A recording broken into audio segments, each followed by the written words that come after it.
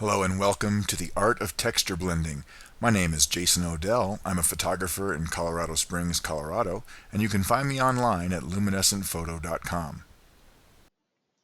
Let's start off with the overview for today of our topics. I'm going to just introduce the topic of texture blending, and I will go through what we need to use in terms of like our materials, and then I will go into the process of texture blending, giving the fundamental technique and the approach to it, and then a little bit into some advanced ideas and techniques that you can use, and then I will close with where you can go to find textures to use with your photography. So let's start off by just looking at texture blending as a technique and define what it is and how it works and why I like it so much and why I hope you will like it too. Texture blending is when we create a composite of two or more images, and it usually involves a photograph overlaid with some kind of secondary image that's a texture. It could be canvas, it could be a painting, it could be rocks or stone or pretty much anything, but we're going to be doing a composite and working with our images in layers. And the practical uses for textures are many, but for the most part, what I like is just from an artistic standpoint, you get to really explore creating some unique painterly looks for your photographs. Like this one that I have up here of a wildflower. It kind of looks pretty cool to me, that it's something different, what gives your photograph a more artistic look and feel. But you can also use textures as a practical tool on working with images that might be a little more challenging. So one problem that you can cover up with a texture is sometimes you might have a distracting background. Maybe there's a lot of something in the background or unpleasant objects that you want to get rid of, and you don't want to clone them out. So you can use a texture to cover those up and create a different image. And what a real important thing for texture blending is that it allows you to use your images that you've captured maybe at a time of day or on a condition that wasn't so great for what you thought. So maybe you're at a place and the only time you can visit is midday light and you've got just, it's the middle of the day and it's just a blank sky and there's no clouds. What are you going to do? Or if it's like gloomy and overcast and the skies are gray, or maybe it's foggy, you can use texture overlays to really work with those images and do something with photographs that might otherwise have been just kind of, I won't say throwaway shots, but certainly not as powerful. So here's some examples. This is this ladybug that I photographed here in Colorado Springs a couple of years ago. It's just a macro shot. And one of the things I like about macro shots is that close-ups is that you get these nice clean backgrounds. So when you're looking for images, a nice clean background is a great place to start. They're going to be the easiest images for you to work with. And you overlay a texture and you can get something like this. So I use this texture to not only create the painterly look, but also to cover up some of the elements that were distracting in this image. I was up in the mountains in Colorado, came across this wild place where there's all kinds of stuff and you never know what you're going to come across. And I like these skulls. These are horse skulls, but I kind of wanted to work with this and make it a little bit more abstract. So I added a texture overlay, and you can really see on this one how it almost looks like it's part of the canvas painting itself. And so that's what the texture is able to do for me here. A lot of times when you're traveling, this is a case where you might run into conditions that aren't perfect. So I was doing a photo walk in New York City a couple of years ago, and we were walking around in Midtown Manhattan, and unfortunately it got really kind of gloomy. and it was October, so you never know what the weather's going to do. And I love this shot of the Empire State Building reflected in the windows of another building, but it just, the color, the light, it was just kind of a gloomy day. So I added one of my custom textures to it, and it created this totally different look for this photograph.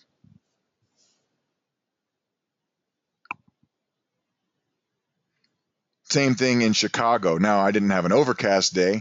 This is the Marina Towers in Chicago, and we were walking around taking pictures like you might do if you were a tourist somewhere. Bright middle of the day, sun is up, and what are you going to do? So I was standing between these buildings, and I used a fisheye lens to capture this, and you can see how the sun is in the shot. So I wanted to make it kind of wild, so I added a texture, and I got this image. Creates a unique, totally abstract and wild look to this photograph. Here's a shot I captured in Denver, and in this image, I was able to. I was originally capturing HDR. It wasn't the best evening out there for a sky. So this was an overexposed shot. It was from a bracketed sequence, and the white blown out sky works perfectly. I overlaid the texture, and this is what I got.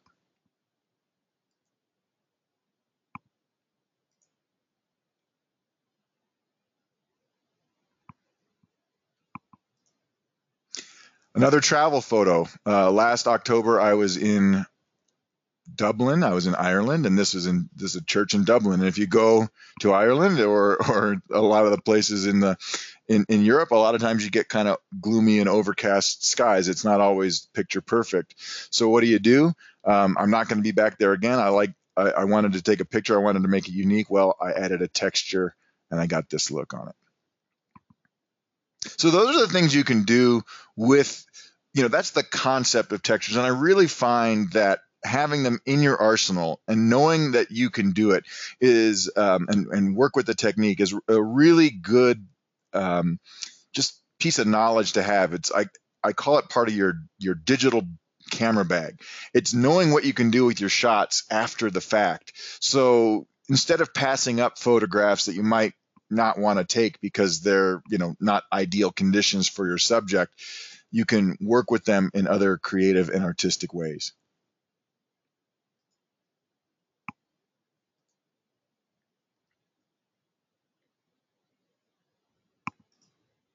So I want to move on into discussing sort of our toolkit here. What do we need in order to use texture blending and make it work? You're going to need a couple of things. The first thing you need is kind of obvious one. You need your photograph. And like I said, your original image is going to be anything you want it to be, but it's going to work really well if you've got shots that have out of focus bokeh, or maybe it's a telephoto shot, macro shots, or clean, boring skies, even blown out skies and overcast. Then you need a second image to overlay as your texture, and that can be anything again, and I'll talk more about those at the end. And here's the key. You need to have a layer compositing editor that supports layers and blending modes and hopefully masking. Now, for a lot of people, this is going to be, it can be just about anything, but if you've already got Lightroom, if you're using Lightroom, which I do, and you have the subscription Lightroom Creative Cloud Edition, then you've got Photoshop already installed on your computer. All you have to do is make sure it's run. You're paying for it anyway. And Photoshop is what I use. It's the gold standard by doing this. But you can also, with some limitations, you can work this in Elements. And I don't use Elements, so I'm not going to be able to answer your direct questions about it, but I know you can do layers in Elements. At least you used to be able to once upon a time. But even the free program like GIMP is going to allow you to do layer blending and masking. That's all you need to do this. And if you're on the Mac, there's a relatively inexpensive program called Pixelmator. It'll do that too. But what you're looking for is a pixel editor like Photoshop that supports layers and layer blending modes and hopefully layer masking. And if you've got all that, then you're going to have the most power at your disposal to work with textures. There are some other programs that allow you to do some texture blending. One example is something that just came out from MacFun software. They have a program called Luminar, and it has layers, and you can add texture layers, but it's a little bit less powerful than what you would get with Photoshop, but you can still do it. And there's certain programs for black and white that might have built-in textures and let you do that too. I like to be able to blend in my own files. So start by choosing a base image that, for the best results, are going to have a clean or out of focus background. That could be a close-up or a macro shot like that ladybug photograph that I had, or images with a blank sky or an overcast sky, foggy images. So I'm going to pull up some images here real quick in my browser, give you an idea of what I'm talking about. These images are ideal for texture blending. So here I've got a close-up. This was actually taken with a telephoto lens from far back, but you can see I've got a nice clean background on this image. Clean blank wall. This is an interior from a Victorian building nearby where I live in Colorado.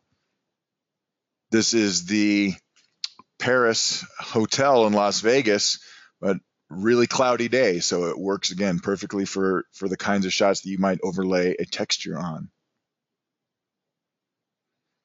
Here's a shot from in front of the Supreme Court building in DC. This was, again, a HDR bracket. So when you bracket for HDR, a lot of times you'll get those overexposed shots for the shadows, and it kind of blows out the sky. So you could use this one as well. And then a snowy, foggy, snowy day at Garden of the Gods in Colorado Springs gave me this shot, and as well as this one. So when you have these shots with the blank, nothing skies, these would be something that you might convert to black and white normally. They're going to work really nicely for texture blending.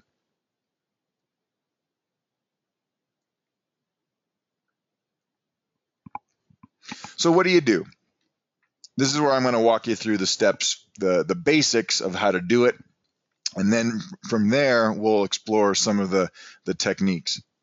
So what you need to do first is open your original image in whatever your layer compositing application is. That, for me, is Photoshop, but it could be Elements. It could be one of those other programs. You're just going to open that image. Step two, and this is very important, you want to bring your texture image file into that same document. So you can't just use the open command in Photoshop. You need to add the image and place this image as a layer inside of Photoshop. Well, I want to show you that. So let me go back. I've already got Photoshop open, okay? And here's that butterfly image. And what I like to do with Photoshop is I like to just go ahead and have my browser, and this is my file browser. This is Photo Mechanic, but you could use Bridge. You could just even use a window if you wanted to. And there's a neat little trick in Photoshop that allows you to open two images in the same document. And that trick is just drag and drop from your browser onto the Photoshop document that you've already got open. So let's do that. I'm going to just go ahead and grab a texture image and grab it in my browser, click and drag it onto the Photoshop window. And when you do that, you get this little X, and you'll have this this pattern. You'll see that there's a layer produced here. I'm looking down in the Layers panel, and I've got these little squares around it, the resize handles, if you will. So before I go anywhere, I've got to set this, and what I'm going to do is I can rotate the image, I can stretch the image to resize and fit it. So let's go ahead and do that on this one. I'm going to rotate here, and then I'm going to move it with my mouse and just drag the corners to get it to cover up the image, and then just hit enter or return on your keyboard, and now you have the texture in a separate layer. And now you can see our problem that we have, and this is where your skill is going to come in. I've got two layers. I've got my original image layer in the background, and I've got the texture layer on top of it, so it's covering it up. So let's go back to our steps, and let's talk about the now most critical step. Once you get the two images in the same Photoshop document, you need to reveal your photograph. And the way you reveal the photograph is entirely up to you. So what I'm going to do today is I'm going to talk about the fundamental ways of doing that. And that's going to be an exercise in Photoshop layers. We're going to adjust layer opacity, layer masking, and layer blending modes. So how do you blend your textures? Well, let's start with the big three techniques. We've got layer opacity, layer masks, and layer blending modes. Layer opacity simply makes the pixels in your layer transparent, and it allows the lower layer to show through. So let me show you how you can do that. I'm going to go back to Photoshop, and I'm going to make sure that my texture layer is selected and highlighted in the layers panel. So if the most important thing in Photoshop for this work is you need to have the layers panel visible. So if it's not visible, you'll want to make sure you go over to Window and choose Layers so that it is visible. That's critical here. And in the layers panel, I'll make this a little bigger here so we can see it, there is a couple of little pull-down menus. And the one we're going to start with is this one labeled opacity. That sets the opacity of the pixels in the selected layer. So what I can do is just drop it down, and as I lower the opacity, it starts to disappear. If I take it to 0, it's gone completely away. In the simplest sense, that is a texture blend. If you did nothing else here, you would have this image, and then you could continue to adjust it and work on it if you wanted to. So that's layer opacity, and it's a very easy adjustment to make. But there's other ways we can go through this as well.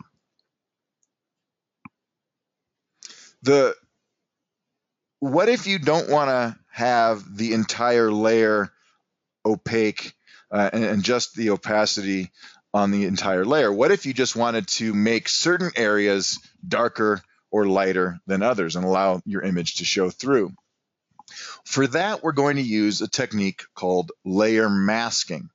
And this is a critical technique for anyone who wants to play around with Photoshop. It's one that I highly recommend that you learn. Layer masking is super powerful because it allows you to either show or hide the pixels in your texture layer or any layer for a composite without permanently erasing those pixels themselves. Okay, so layer masks are a non-destructive and reversible tool that you can use. So to do it, we're going to add a layer mask to the layer, and then we're going to use the brush tool. And the brush tool with just black or white pixels is going to enable us to show or hide areas of the texture layer itself. Let's do that. I'm going to go into Photoshop, and I'm going to put the opacity back at 100% on this layer, and I'm going to select the layer. So I want you to pay attention. I've got the layer selected. It's got the little white brackets around its thumbnail. And then I'm going to go to the bottom right corner of my screen. And in the bottom right corner of the layers panel down here at the bottom, there are these little icons. And this little icon here at the bottom with the rectangle with the hole in it is Add Layer Mask. I'm going to click that. When you click it, you get this second thumbnail appear. and it's solid white. Okay, real quick side note on layer masking. White pixels reveal their corresponding area in the layer itself. Black pixels are going to hide those pixels in the corresponding layer. And anything that's gray or shades of gray is going to be at reduced opacity. So this is kind of fun. The trick to using a layer mask is twofold. First, you need to make sure that the mask is what you've selected. You don't want to be painting or erasing anything on your pixel layer itself. So make sure that you've clicked on the mask thumbnail, little brackets around it, and then you're going to choose the brush tool, which is over here on the left, B, the brush tool B, and take a look at the foreground and background colors. Those are right over here on the left. The top color is the one that you'll be painting with. The bottom color is one that you can just toggle to by clicking the X key on the keyboard. So since our mask is solid white, it's showing everything. What we're going to do is we're going to use black to reveal underneath. So we're going to hide pixels in our texture layer. So I'm going to switch to black as my foreground color. And you can do that by clicking this little double arrow here, or you can just click X on your keyboard if you're in Photoshop. That's the shortcut. I'm going to set the brush hardness to 0. So up here at the top, I clicked on the brush icon and just set this hardness slider to 0. So it's a real soft edge. And then set your opacity to something low. So like 10 or 20%.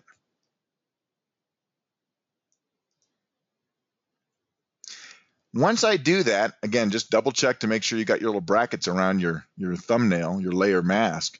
When I paint in here, I start to reveal pixels.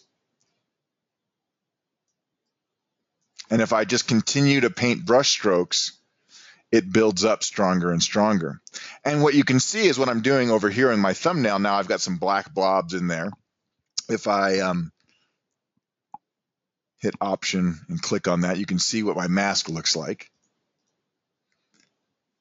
But here's the cool thing about layer masks. I can switch back to white by clicking X, make this brush a little smaller, and paint back in. Oops, I'm screwing up. So if you screw up, go back to your history. I'm good at screwing up myself. So make sure you clicked on your layer thumbnail. And now when I paint back in with white, you'll see that the layer mask comes back to being white and my texture reappears. And you can just do this. And you can do that to kind of blend things in and add depth. It's not hard at all. And all you've got to do is toggle back and forth between black and white on your brush color. Make sure you're painting in the layer mask. And you've got it without touching any of the pixels in the layer itself. So you haven't touched anything here. And that's a super convenient and very powerful tool just in general.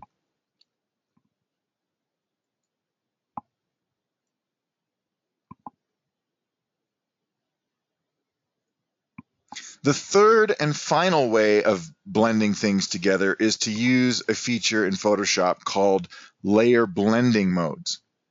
Now, what this is going to do is it's going to actually take the pixels in your layer, your texture layer, and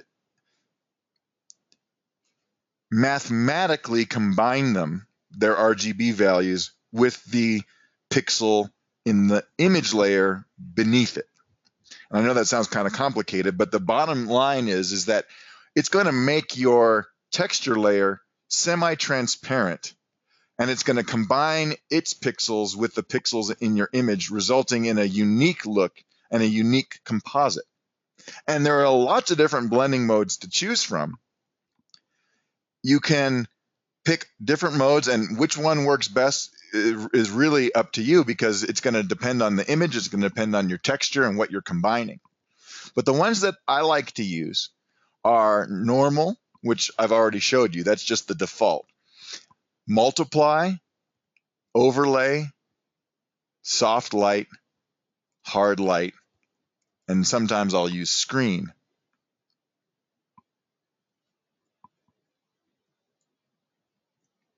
Let me show you how that works. I'm going to just go ahead and I'm going to delete my layer mask for the moment. So I'm going to highlight the layer mask and then click the trash can in the layers panel at the bottom here. And there's my pristine texture layer. And to change the blending mode, I'm going to go up to the layers panel again, select the layer I'm interested in, make sure it's highlighted. And right here where it says normal, that's the default blending mode. Normal is it represents the pixels without any kind of calculation with the layer beneath it, and it's completely opaque.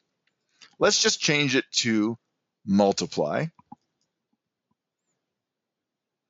You can see that multiply creates a darkening effect overall, but without doing any masking whatsoever, I've made my top layer blend in with the lower layer, and I have a textured composite.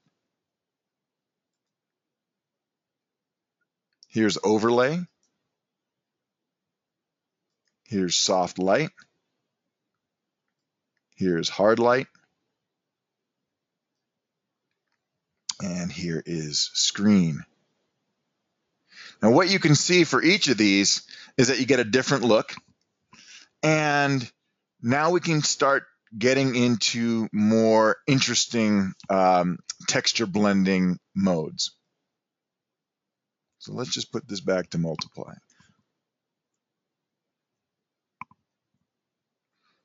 I want to talk about what you can do to make your textures more interesting and have more richness and depth in your images. The way we're going to do that is by combining everything I showed you and then going beyond that by adding multiple layers. Okay, so for any given layer, you can choose a blending mode, you can choose an opacity, and you can choose whether or not you want to use a layer mask to do it. So, but by adding additional layers, you can combine effects, you can duplicate your texture layer to produce unique looks by mixing and matching with different opacities, different blending modes, different masks, okay? And by doing so, you can have certain things overlaying others, you can have different looks, you can even combine different textures and make completely new resulting images. And one of the things I like is that it gives you a more natural overlay look than you would by just masking something out by itself. So I want to do that a little bit. Let me go into Photoshop here, and let's take this image.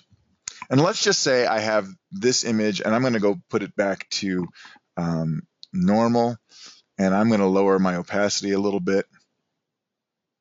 And let's add a mask. And I'm just going to brush out with black where the butterfly is.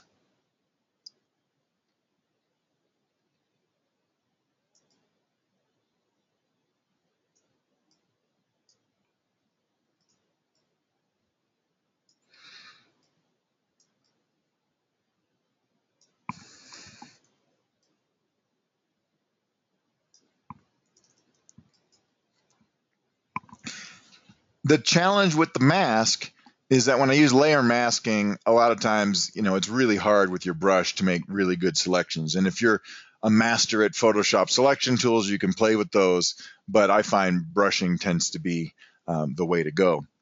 It's just the simplest and most straightforward technique.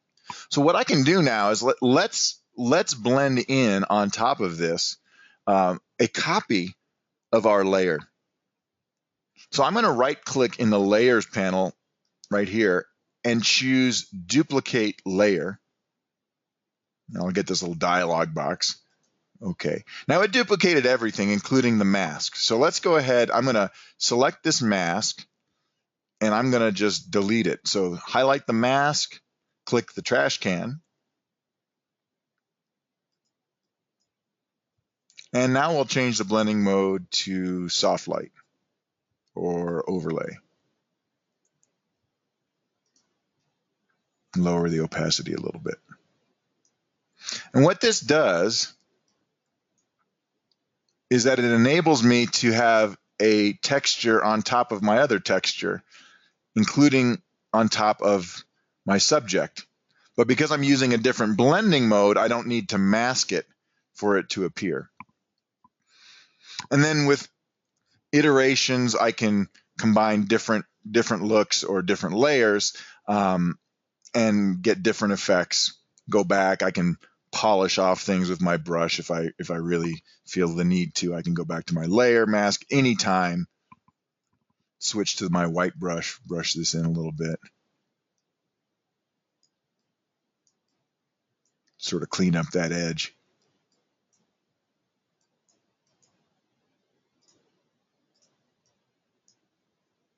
So you can see the difference between having just the one texture overlay and adding the second texture overlay.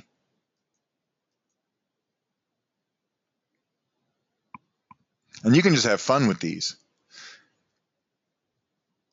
So here's a different image that I have. Let's go back to my textures.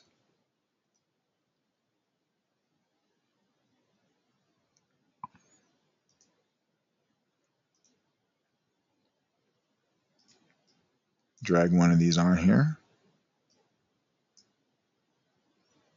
And I'm just going to stretch this sucker out. So this will be our recap. We drag and drop from a browser onto an open Photoshop document, resize it, click enter. And you can play around with blending modes to explore. You can play around with masking. If you do use a mask, just make sure that you've highlighted the mask thumbnail and use your brush tool.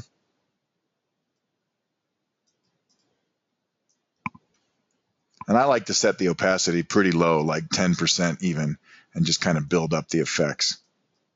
And if you need to paint the texture back on, simply toggle with the X key to the white paint, the white foreground color, and you can paint it back on.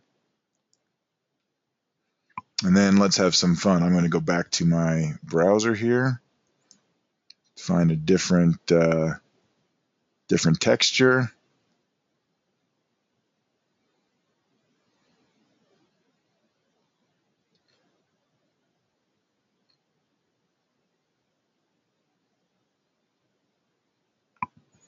I'm going to look for something with an edge.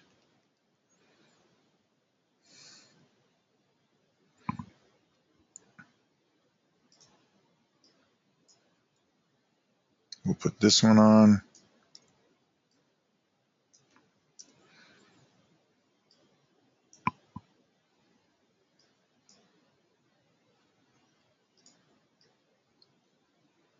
So you can combine things, mix and match for different looks. Once you're done with this, and if you're using Photoshop, what I recommend is going ahead and saving the file either in Photoshop format or as TIFF format with the layers preserved, because then you can come back in and tinker with your layer masks again. It'll save all that information. You can go mess with that. You can get rid of your layer masks. You can change them around. You can do all that stuff. If you're not using Photoshop, or if you're using a tool that doesn't allow you to say layers, you would have to start over every time that you wanted to do texture blending. So I like that. And a lot of times what I will do is I will save this image and then I will make finishing adjustments to it, maybe curves, clarity, saturation over in Lightroom, which is easier for me to work with, do some final sharpening, and then I've got it in my Lightroom catalog. So that's the fundamental techniques. So just to recap, what we had then was you open your image in Photoshop, or your layering application. You drag and drop, if possible, your texture image onto the Photoshop window, resize it, hit enter so that it's set, and then adjust a combination of blending modes, opacity, and layer masking to get the finished look.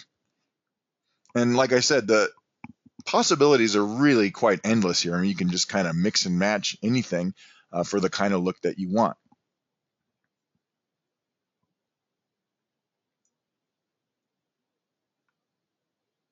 So now and what I want to end with is, where do you go to get textures? Because there's some significant considerations that you need to make when you're looking to blend things. It's not as easy as just stacking over two images. The first thing you can do is, if you're ambitious, you can make your own textures. Now, it's actually a lot harder than I thought it would be. You need to have the right texture. You want it to be flat. You could scan paper or canvas or whatever, or use your camera.